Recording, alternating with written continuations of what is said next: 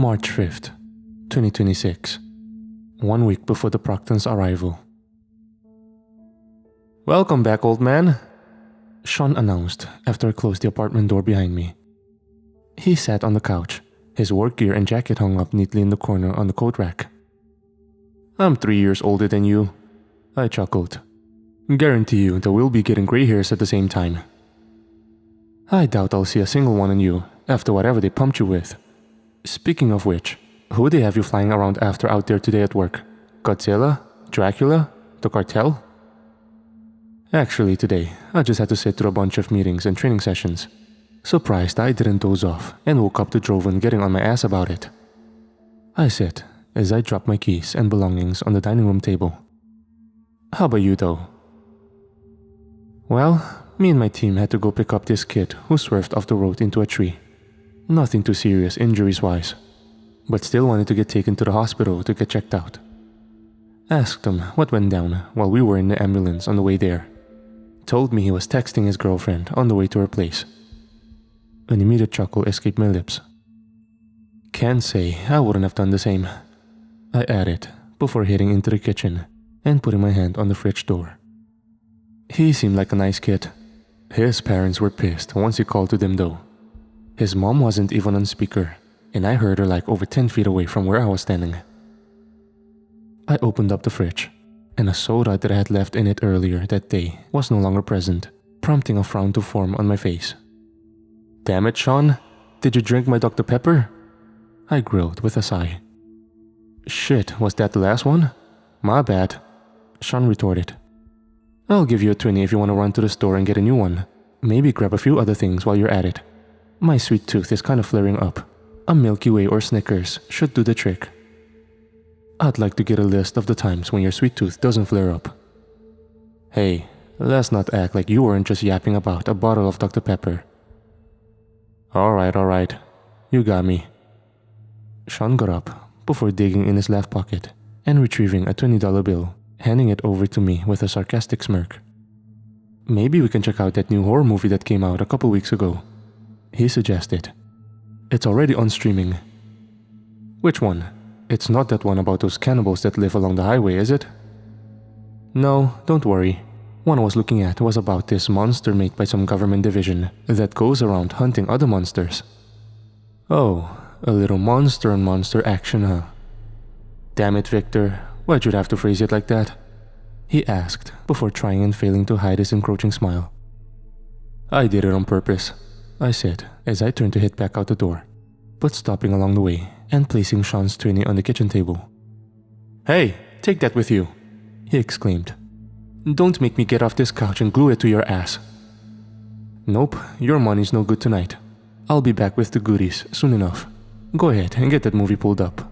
We'll look at it while we stuff our faces." Sean then fully allowed his smile to emerge. I put my hand on the knob and began to turn it, before his voice caused me to cease said action.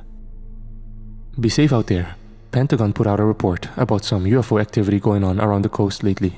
Was on the news today. I think I can handle a couple of green bug-eyed aliens." Present day. Sindris and I shared a hasty glance before looking back at the family. Getting them out of the cell was the first step to all of us making it out of here alive. The concentrated heat from the lasers that acted as the cell bars would cut through them like butter if they made contact. So I hatched an idea to execute, while Sindris blasted the ceiling of the corridor with her arm beams and allowed the rubble to fall and block it off, sealing us in and slowing down the coming Proctons. "You have lasers?" the young girl shouted excitedly. "Can they hurt the rat monsters?" "They sure can," Sindris added while firing off another beam, breaking off another chunk of the ceiling and allowing it to collapse and fall between the walls of the corridor. I stood in the opening between the room and the cell, allowing the lasers to hit my neck, back and arms after I spread them out and took a T-stance. "Alright, everyone out," I announced with haste. The little girl, who despite all the chaos erupting, seemed almost excited, crawling out as if she imagined herself in some sort of spy movie scenario. The mother came next. She hurried after the girl and looked back at her husband with loving desperation. Once he was sure they were safe on the other side, he joined them, squeezing between my leg and the wall and just about making it out.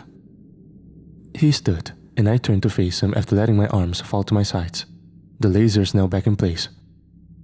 "I don't think I'll ever be able to repay you, sir and ma'am," he said with a nod at both Sindris and I. "Thank you for my wife and daughter's life." "It was our jobs before they got here, and still is now," Sindris replied in reference to the Proctons. "How are we going to get out of here?" asked the mother with justified concern.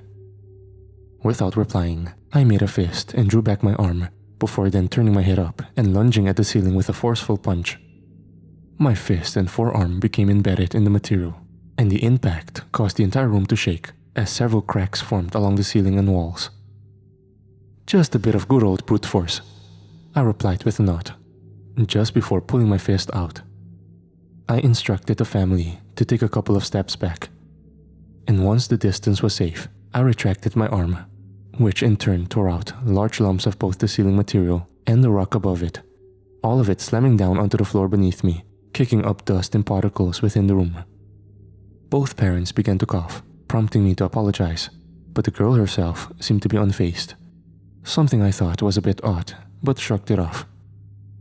"Come shoot one up here," I called over to Sindris, before dropping back down to the floor and making room. She stood right under the opening in the ceiling I had created and pointed both her arms up at it, firing off a combined beam and mining out a cylinder-shaped path back up to the surface.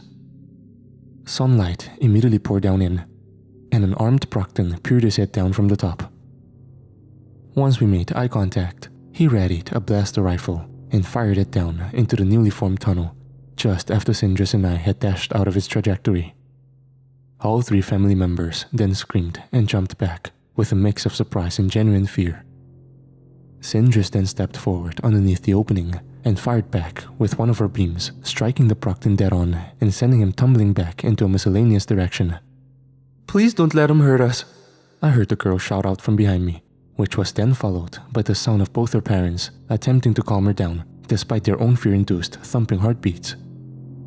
With the amount of Procton soldiers I could hear stomping around the surface, I knew that it wouldn't be long before they swarmed us down here. So I needed to go up there and slow them down, even if it meant I might not return. "Okay guys, huddle up and come get behind me.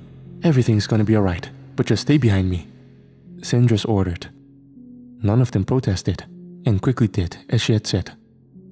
"I'm going to get you all out of here," she posited, before turning and blasting the wall adjacent to the one the family leaned on, creating a makeshift tunnel amongst all the rock and rubble behind the material, one large enough for them and her to get through in a single file line.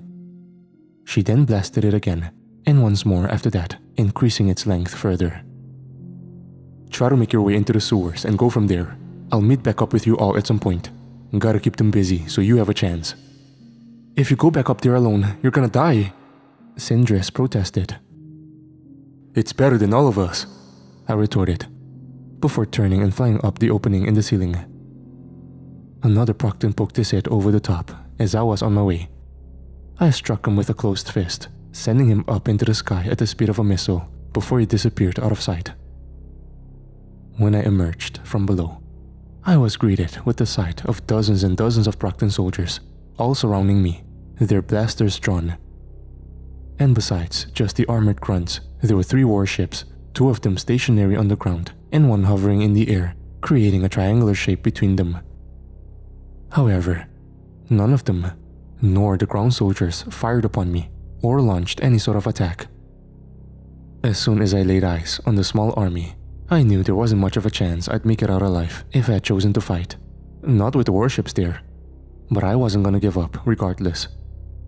So while I hovered several feet off the ground, I drew my fist back and went to lunge at the closest Procton to me, only to be stopped when I was just a foot away by a low, growling voice calling out to me. "Halt!" shouted the unknown figure, a familiar hiss present in its voice. I turned to locate the source and saw a group of Proctons separating from each other as if to make room for someone walking between them. And I see why. A far larger and far taller Procton had emerged from the crowd. Of course, he wore armor like his smaller comrades, but his was a glossy black in color, with a strange X-shaped red symbol running along the chest area. He walked toward me with a confidence that told me that my presence did not intimidate him, but that feeling was mutual. His steps were heavy on the cement below him, each of them booming through the crowd. "So you're the one who's been slaughtering my soldiers," he remarked with a confident stare. "You eager to join them?" I asked rhetorically in response. To which he simply chuckled, his deep laugh reverberating in his helmet. "I know that even you are not powerful enough to withstand my ships, but I do commend your conviction. But I'd be cautious to not let it turn into hubris. Victor." "How do you know my goddamn name?" I snapped. "I was told by an old acquaintance of yours, and he told me some other rather useful information as well. Not that he had much choice. Regardless, do you really think I wouldn't attempt to learn as much as possible about one of the strongest beings on the planet I intend to take? I suppose strategic thinking isn't a common trait among your kind." "Keep running your mouth." "My name is Commander Carthon," he interrupted, "leader of the Procton army, and you and your female human comrade have been creating quite the chaos. Whether you will admit it or not, you cannot defeat all of us, and I tire of wasting soldiers and weapons on battling you two. So I'm here to put an end to your crusade, personally, and offer some resolution." "Resolution? After what I saw down there, you want what? To come to a sort of deal, shake hands, and walk off into the sunset? You had kids down there, strung up on wires behind glass like they were fucking trophies." I lunged and flew forward, attempting to tackle Carthon, only to be thrown back after being struck with a laser from one of the other soldiers' blasters. And before I could even spot the one responsible, a sonic grenade blared its pulse, and I immediately put both my hands over my ears. The Procton who activated the grenade was none other than Carthon himself, who stood there, staring me down as I groaned in agony. He mouthed something that I couldn't hear over the grenade. A few more agonizing moments passed, and the grenade's pulse suddenly ceased. The relief was definitely welcomed. But once I regained myself, the confusion set in.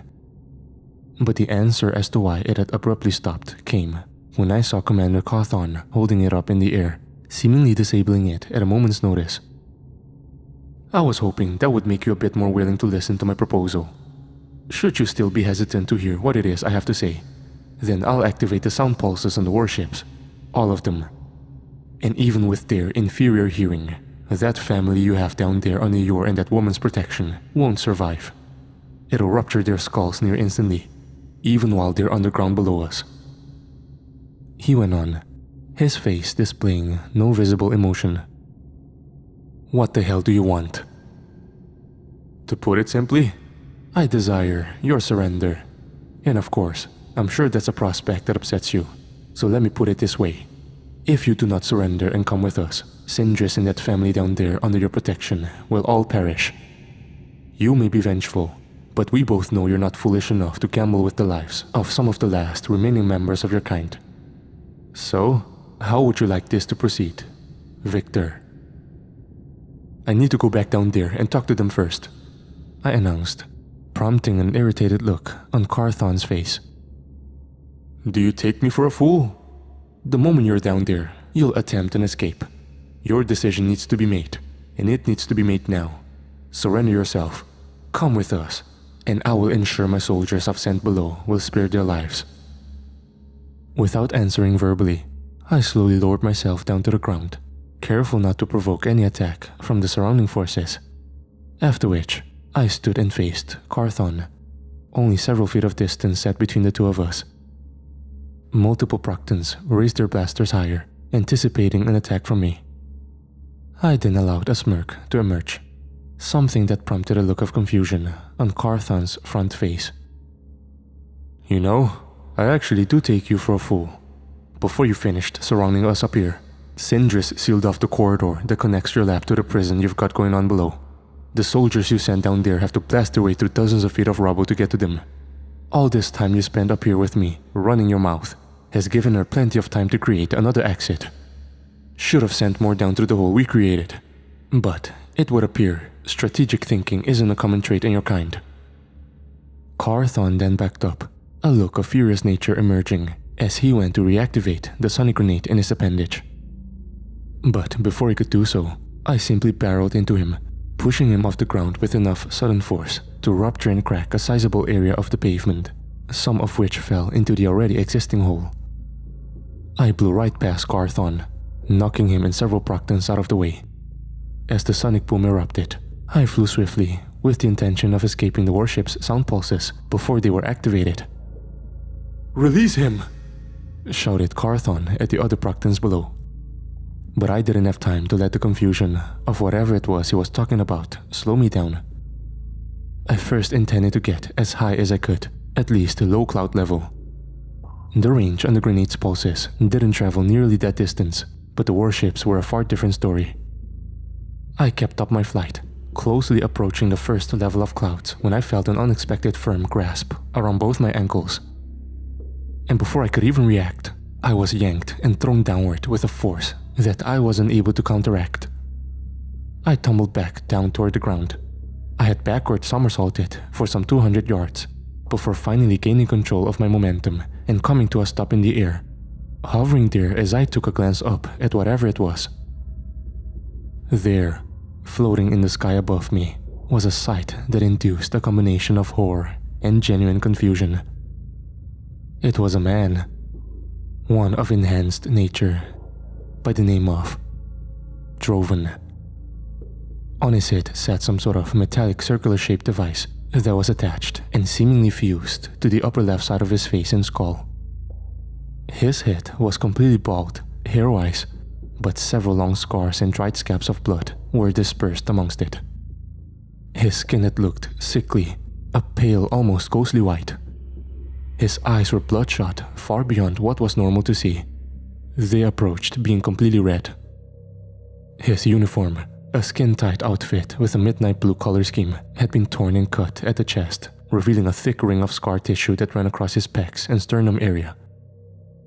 The thing about Droven is that not only was he a member of the enhanced special forces like me, he was actually the one who trained me when my powers first emerged. Both due to the fact that he possessed the exact same power set, and because he was more powerful than me overall in nearly every skill set, with the exception of speed. And even that wasn't a large gap by any means. Is that you, Droven? I thought you were dead. I spoke up, but quickly decided it was futile. He was likely under some sort of mind control, which I'm sure the thing attached to his head was for. But then, I looked closer, and his eyes widened.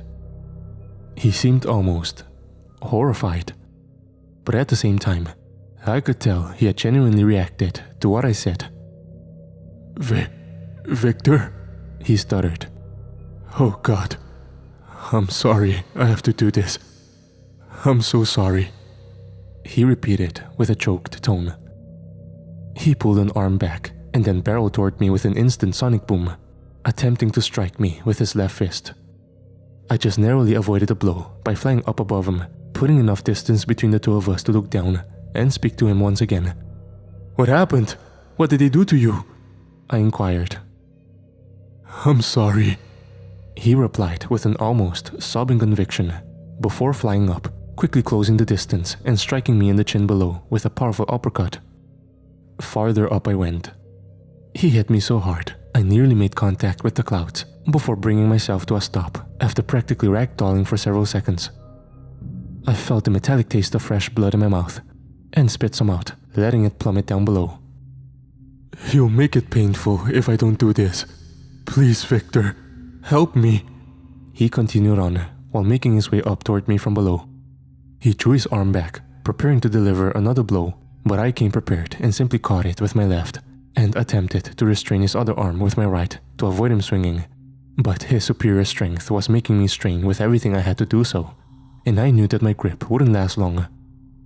We both soared through the air as he began to wrestle his way out of the hold. And even while doing so, he maintained a horrified look as our faces were less than a foot from each other. Carthon, he did this? How? I said with a strained tone as I struggled to keep Droven's arms in place. He pushed back and shoved me forward, breaking my grip and sending me flying several dozen yards back. I straightened myself out before looking over at him as he continued toward me once more. I barely avoided the incoming blow by darting off to the right, and once I started flying, I didn't stop. Truth be told, I knew it would likely become necessary to defend myself more violently sooner or later. But I first wanted to understand the full extent of what had been done to him. It might have been possible to reverse it. He pursued me while I soared through the air, and I knew I couldn't just fly away from him forever. He would continue to give chase. Not that he seemingly had a choice in the matter. It might seem foolish, I know, but if there was a chance I could save him, reverse what happened to him, without having to go right to the worst case scenario, I wanted to try. They ambushed me, he blurted. The ships. They used the ships, put me in a cage, numbed me, cut me open while I watched. They put stuff inside me, Victor. He went on, his voice cracking more intensely than before, which it now sounded like he was beginning to cry. I can't control myself. I can't. You. He paused himself verbally, while continuing the physical pursuit. You have to kill me. Please. You have to kill me, Victor. I could sense him closing the distance, so I did a sudden dive all the way back down to the ground at breakneck speed, taking caution not to fly back to the warehouse or within range of the warship's pulses. I couldn't go back to Sindris and the family until this was resolved. I wasn't sure if I would even be strong enough to fully subdue Droven, and I didn't need to put their lives at risk by bringing him within range. Carthon likely knew wherever he was, and if what he said about him having no control over his body was true, then he'd likely use him to attempt to execute them. I had enough blood on my hands as it was, and I wasn't going to let the number of those who perished under my protection climb any further. "Is the strong man coming with us too, Miss Sindris?" asked the young girl, whose name I had found out to be Ava, along with her parents, Daniel and Rosita. Ava was seemingly unbothered by the putrid stench, unlike her parents, specifically her mother. And as for her question, truth be told, I wasn't too sure if Victor was still alive. And if he was dead, then it was my job to protect these people, no matter what the cost was. After all, it was my fault that they were there in the first place. I looked down at Ava after she asked her question. She walked while looking back at me, her balance perfect as she awaited an answer from me. "I'm sure he'll come find us, love. He's just gotta deal with those ugly bad guys first," I replied, somewhat disappointed in how easily I told a lie. The mother, who walked just behind the father to the left of her daughter, then suddenly stopped, standing as she rubbed her forehead with a weak groan. "Mommy, what's wrong?" came Ava. The father turned around as well, genuine concern in his tone just as potent as his daughter's. "Honey, you alright?" he probed, walking up and placing a hand on her wrist. "I'll be okay, just a little nauseous. Thank you, sweethearts. I love you both." "I love you too, Mommy," Ava erupted. "I love you too, honey," replied Daniel. We gave her a few moments to regain herself, and kept moving forward. I checked behind us every now and then to ensure we weren't being followed. And once I felt we were at a safe distance from the warehouse, my plan was to blast us out of there and back to the surface, and I figured I'd try and speed things up a bit. She was beginning to look a bit pale. "You know, no disrespect, miss, and I'm very appreciative of you saving us, but how much longer do you think we'll be down here?" came Rosita, while rubbing her forehead once more. "Not too much longer, I promise. Just want to make sure we're far enough away from the outpost to not be seen once I bring us back up."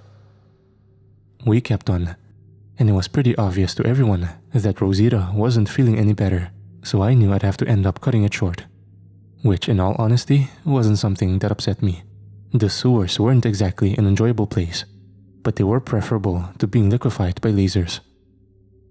I halted everyone and had Rosita, Ava, and Daniel all stand back, before I pointed my arm up and summoned a beam. Immediately, it obliterated the asphalt and other hard material up from below, creating a hole sizable enough for a person to fit through vertically. "I'm gonna check it out and just make sure the coast is clear," I announced before flying up and emerging from the ground below. I hovered just a few feet off the road, checking every direction possible for any Procton activity. I sighed with relief when I couldn't see anything. As much as I knew I needed to, I was tired of fighting, and a moment of peace was more than welcome. I brought them up to the surface one by one, not having the strength to carry them all at once, and Daniel had apparently recognized the particular area we emerged into from having worked nearby.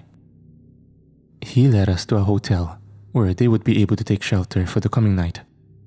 Of course, it was a bit dilapidated, but still seemed structurally sound enough to hold up in temporarily. But hey, beggars can be choosers. "Mommy, Daddy, can I have my own room?" Ava jumped excitedly once we entered and took the stairs to the 3rd floor. Her unrelenting positivity was infectious, and it was genuinely lifting my spirits to have her in my presence. Immediate concern grew on Rosita and Daniel's faces, with Rosita rebutting quickly. "No, sweetie, we want you in our sight. It's not safe to be sleeping by yourself." Rosita then coughed while facing the right wall of the stairwell, leaning over slightly as she did. Daniel went to her aid, supporting her on his shoulder and side. "Mommy, are you sure you're okay?" Ava probed with a tone growing in its level of worry. Ava then approached her mother and, in an attempt to assist her father, pushed her body weight up against hers in order to support her. Rosita and Daniel smiled, appreciative of her gesture.